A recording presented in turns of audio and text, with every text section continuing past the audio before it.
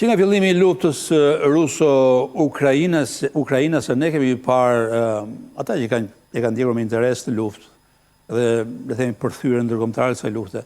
Ata kanë pas mundësi të shohin një numër intelektualësh publik të Europës dhe të Amerikës, të perëndimit në përgjithësi, që kanë qenë fare hapur në mbështetje të Rusisë. Mund të përmend ata më të shquarit, ka sa duash, kanë Itali, kanë Gjermani, kanë Britaninë e Madhe, po më përmend ata më të shquarit, janë dy Amerikanë, është një John Mearsheimer, dhe tjetri është Jeffrey Sachs, nuk e di nëse janë edhe fotografitë e tyre, ky është Mearsheimer, I përmend edhe Jeffrey Sachs, po ka edhe tjerë, Tucker Carlson, e tjerë. Ke qenë numerikisht ke qenë impresionant. Unë jam befacuar. Jo vetëm nga zelli I tyre për të mbrojtur një kaos që mua më duke I gabuar, vazhdon të më duket e gabuar, pra të mbrosh Rusinë në këtë luftë, që nisi ajo vetë, më është dukur tërësisht e gabuar. Këta njerëz përveç zellit që kanë demonstruar, kanë treguar që janë dhe shumë, nuk janë pak. Por kohët e fundit janë e shoh pak të strukur, të tërhequr. Nuk shprehen shumë, ose shprehen pak si ndryshe, kanë korrektuar pak ligjërimin e tyre publik. E njëjta gjë ka ndodhur edhe në Rusi, në Moskë. Dhe kjo ka të bëjë me faktin që në terren sot po ndodh diçka e papritur, që nuk ishte e parashikuar. Lufta është përcjell edhe në Rusi, edhe brenda territorit rus. Edhe rusët pra kanë filluar të kuptojnë që prit se lufta nuk është vetëm me viktima Ukrainës. Në këtë mes janë bërë viktima edhe ata vetë. Dhe kjo është në sajt e një noviteti, në sajt e një gjëje të re që është bërë në re në luftën ruso-ukrainase. Dhe ka të bëjë me zhvillimin teknologjik, që ukrainasit me sa duket e kanë përqafuar më shpejt se rusët, dhe kanë treguar më të shkathet se rusët, edhe kanë prodhuar dronë të teknologjisë së lartë, dronë që mund të penetrojnë mbrojtjen ajrore të Rusisë, edhe kanë arritur deri në pikat më të larta të Rusisë, edhe kanë goditur objekte, le themi, edhe civile që nga ukrainasit janë vlerësuar si objekte që janë vënë në shërbim të luftës. Magazina të mëdha, por tankera, janë depozita nafte, apo edhe fabrika që kanë ndihmuar në armatimin e ushtrisë ruse. Pra të gjitha objekte që janë vlerësuar si në funksion të luftës që Rusia po bën.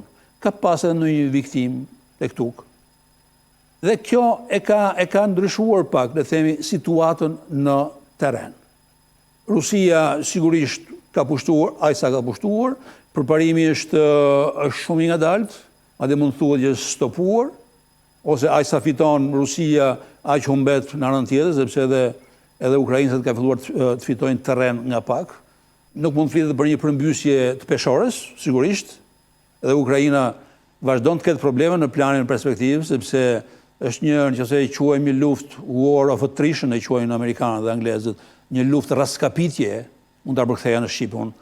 Nëse do përfituohet se një luftë e tillë, pra një luftë raskapitje, kush ta lodhi më parë, tjetrin më shumë, atëherë Rusia është dhe avantazhuar, sepse numri I popullsisë është më I lartë dhe fuqia e armatimeve është më e madhe, ushtria gjithashtu është më e madhe, më e fuqishme dhe në fund fare dhe mund fitoj. Por në këtë moment ne kemi këtë situatë që kemi. Lufta ka mbritur dhe në Rusi dhe ka mbritur dhe problemet. Unë do t'ju tregoj juve një video ku tregohet një gazetar I regjimit që e ka emrin Vladimir Solovjov. Ai është njohur qysh në kryet e herës si njeri I bërnjësh me regjimin që e ka përqafuar idenë e luftës, që ka mbështetur çdo ditë të kësaj bote idenë e luftës.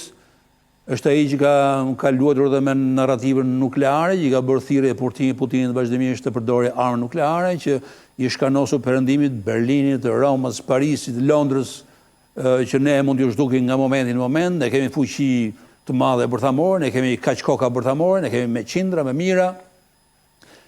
Ky personazh që ka qenë I neveritshëm, për mua ka qenë gazetari më I neveritshëm, le themi, në historinë moderne të gazeterisë botërore. Ky gazetar, që është ky zotëria këtu, Ky ka marrë një kthes kohë e fundit. Dhe është zgërlaqur, dhe është bërë i urtë, dhe po flet me një ton tjetër. Madje nuk ka as atë retorikën e fortë anti-ukrainase. Përkundër, po e trajton tani si një luftë midis dy palëve, po ne jemi rusët, ne jemi rusë të mëdhenj, ne duhet të bëjmë kujdes sepse lufta na ka ardhur në shtëpi. Dhe unë kam përgatitur një dy video të vogla. Në një pjesë është vetë Vladimir Solovjovi që flet, dhe në një pjesë tjetër është një panelist, një i ftuar i Solovjovit. Edhe ai gjithashtu është në të njëjtën frymë, pra edhe ai i tërhequr, nuk është, si thuash, nuk i përket më asaj kategorisë intelektuale publik rus që le themi kishim për synim vetëm të mobilizonin dhe edhe të mbështesin qeverinë luftarake të Putinit, janë ndryshe, edhe do t'i shihni edhe vetë në video. Unë ndërkohë, her pas here dhe mund të ndaloj videot janë të shkurtra, po mund të ndaloj për të dhënë ndonjë konsiderat, ndonjë shpjegim timin. Le të ndjekim. Jemi përballur me një lloj të ri lufte. Këtë e kuptojnë të gjithë. Për ne, kjo luftë është veçanërisht e vështirë sepse në një moment, përgjatë vitit 2022, u bë papritur e qartë se doktrina ushtarake mbi të cilën mbështeteshin deri atëherë të gjitha ushtritë e botës. Të ndalemi këtu, është shumë interesante sepse për herë të parë ky njeri del dhe thotë dhe pranon që ne po jetojmë në një situatë vështirë. Është një luftë e re, të cilën nuk e kishim menduar. Edhe vetë pamja e tij tregon që është fytyra e Rusisë së sotme. Edhe ai flet për një doktrinë lufte e cila ka ndryshuar. Nuk është më doktrina që ne kemi pas në vitin 2022. Pra, është i gjithë një refleksion që nuk i vjen nga mençuria që ka ky djalë, por i vjen nga zhvillimet, le të themi, konkrete që lufta po përjeton në terren. Pra, vihet re një lloj kthese dhe lufta u ka mbritur aty. Dhe tani retorika synon jo të largojë mbështetjen e tij apo të sojë ti nga qeveria dhe nga Putini, por ta legjitimojë atë Putinin e kompani në një rrethant të re dhe të japë një mbështetje të re, një mbështetje të një lloji tjetër. Vazhdojmë. Nuk funksionon më. Shkatrimi i municioneve dhe pajisjeve ushtarake përpara se të nisnim operacionin special në Ukrainë ishte një gabim gjigant. Prandaj prodhimi i armëve duhet të rritet në mënyrë eksponenciale dhe ato duhet të jenë mjete më. Këtu është një informacion që unë personalisht nuk e kam pasur. Përpara se të niste luftën në Ukrainë, Rusia ka ndërmarrë një fushat të shkatrimit të një pjese të armatimit. Edhe me siguri ka qenë fjala për municion dhe armatime që kanë qenë demode, që kanë qenë të papërdorshme më, ose me një efektivitet të opton që mund të dyshohet, efektiviteti i këtyre lloj armatimeve. Mirë po, këta si duket janë një moment të vështirë edhe janë duke vajtuar, janë duke qarë, edhe fakti që nuk kanë më armatime që janë të vjetra, që nuk kanë lidhje fare me botën moderne. Sepse ndoshta në këtë rrethon edhe mund t'i përdornin. Po nga ana tjetër ai siç patë mundësi ta dëgjojnë, ai po bën thirrje që ne duhet të shtojmë së më shumë, le themi, prodhimin në fushën ushtarake. Të gjitha kapacitetet, uzinat dhe fabrikat duhet të funksionojnë në kapacitet të plot në këtë rrethon. Kjo është zgjidhja, ky është apeli që ai bën. Le të ecim tutje. Lufte dhe jo tanke apo artilleri konvencionale. Duhet të prodhojmë pajisje dhe të kuptojmë se kjo luftë do të zgjasë për një kohë të gjatë.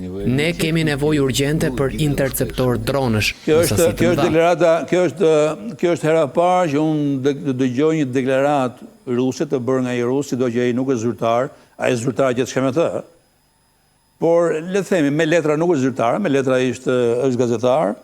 Pra është deklarata e parë që vjen nga njeri i rëndësishëm i botës ruse, sepse është me vërtet i rëndësishëm për botën ruse, pavarësisht nga mënyra se si mund ta shohim ne nga jashtë, ai është shumë i rëndësishëm, është një nga zërat më të rëndësishëm botës ruse. Dhe ai është duke pranuar faktin që kjo është një luftë e gjatë. Dhe keni parasysh, mos na dal nga mendja që kjo luftë nisi me idenë që do zgjasë vetëm disa ditë. Në arkun e pak ditëve, forcat ruse do të ishin në Kiev, sepse fillimisht synuan të merrnin Kievin. Dhe sot, në vitin e 4, në vitin e 5 të kësaj lufte, ky gazetar i rëndësishëm që është njësh me regjimin, del edhe përgatit popullin rus për një luftë të gjatë. Edhe i luftë të gjatë, unë supozoj të patën edhe një 5 vjeçar tjetër. Pra, ky njeri ka në mendjen e vet edhe një 5 vjeçar tjetër që të kësaj lufte. Që sigurisht nuk do të jetë më siç ka qenë, deri në moment ne kemi pas agresorin dhe viktimën. Edhe viktima ka qenë Ukraina dhe ukrainasët. Por tani me kthesin që duket se gjëra po marrin, viktim do të jetë edhe Rusia, edhe rusët. Ecën në tutje.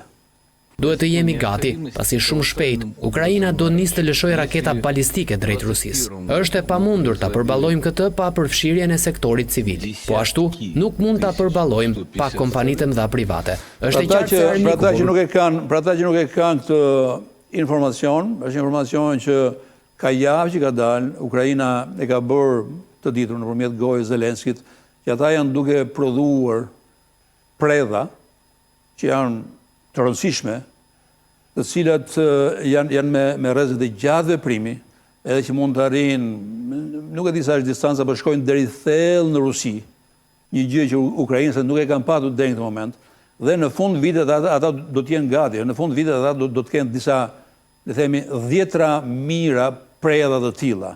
Dhe kjo ka shkaktuar një lloj alarmi në Rusi. Dhe për këtë është provë dhe shqetësimi i ngritur nga vetë Vladimir Solovjovi. Ecëm tutje.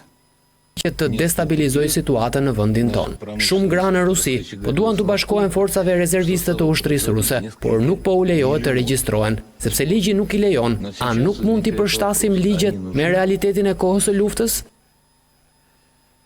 Këtu vinë re, janë një gjendje me vërtet dramatike. Unë deri në këtë moment, derisa hasa këtë video në YouTube, unë kisha hasur plot prova që të regonin se rusët janë një moment të vështirë, po si do qoftë i kisha marrë me rezerva. Si do që ishin të shumta, i kisha marrë me rezerva. Po fakti që dëgjoj Vladimir Solovjovin, që po bën thirrje në këtë moment, edhe për mobilizimin e grave që ligji rus e ndaloka me sa duket për një arsye logjike, sepse Rusia për një kohë gjatë ka pas luftra tek tuk, luftra në Afganistan, luftra në Çeçeni, por ka qenë luftra që kanë nisur e kanë mbaruar. Edhe nuk është menduar si logjike që të mbeten në ligj edhe e drejta për të mobilizuar edhe gratë. Pikërisht në këtë moment Solovjovi bën thirrje, bën apel, bën thirrje qeverisë, bën thirrje edhe shoqërisë civile ruse dhe civilëve rusë, që ka ardhur koha që duhet të mobilizohen edhe gratë. Ai këtu nuk del, sepse video është e pjesshme. Ai në pjesën tjetër të videos, ai referohet edhe luftës së madhe patriotike, dhe rusët me luftë të madhe patriotike quajnë luftën e dytë botërore, ku kanë marrë pjesë gratë, njësoj me burrat e kanë luftuar po njësoj. Po ajo, imagjinoni vetë krahasimi që bëhet midis luftës ruso-ukrainase sot me luftën e dytë botërore tregon për, le themi, situatën dramatike në të cilën rusët po ndodhen sot. Dhe kjo është arsye që bëjnë thirrje edhe për mobilizimin e grave, për ndryshimin e ligjit, dhe për të bërë të mundur pra mobilizimin, rekrutimin e grave. Madje në video nuk është, por dikush nga të ftuarit aty, nga të ftuarit në studion e Solovjovit, tha që edhe fëmijët duhet të mobilizohen, ashtu siç ka ndodhur në luftën e madhe patriotike. Madje dikush tjetër tha duhet marrim edhe ata që janë të smur, edhe ata që janë me zimbaje në këmbë. Pra, imagjinoni, të gjitha këto tregojnë situatën dramatike në të cilën ndodhet sot Rusia. Për shkak të luftës që ata kanë nisur 4-5 vjet më parë.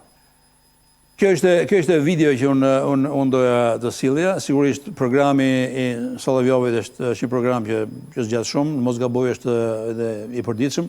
Unë zgjodha vetëm këtë 2 minutë, sepse është 2 minutë që flet shumë. Flet shumë, jo vetëm për gjendjen e Solovjovit, e soi ti, por për gjendjen e rusëve sot, të cilët po detyrohen, megjithëse janë vendi kampion, vendi i parë në rezervat energjetike në botë, rusët sot janë duke mbajtur radhën për të furnizuar makinat e tyre me karburant. Kjo është një gjë që Unë mendoj rusët po marrin atë që e kanë kërkuar vetë. Kjo është ajo që mund të thuhet në këtë rrethan. Dhe unë shpresoj dhe lutem, mese nuk jam njëri që lutem përgjithësi, që ky të mos jetë një moment i caktuar, një episod i caktuar, po të jetë një tendencë që e përkufizon luftën midis Rusisë dhe Ukrainës. Do ishte një ngjarje shumë e madhe, shumë e rëndësishme nëse Rusia këtë luftë do ta humbte. Ky ishte monologu im për sonte, tani menjëherë pas siglës edhe publicitetit, do të shihemi një të ftuar që është një zonjë, vjen nga Amerika, shqiptare amerikane, quhet Dea Shkupi, është shkrimtare. Menjëherë pas publicitetit.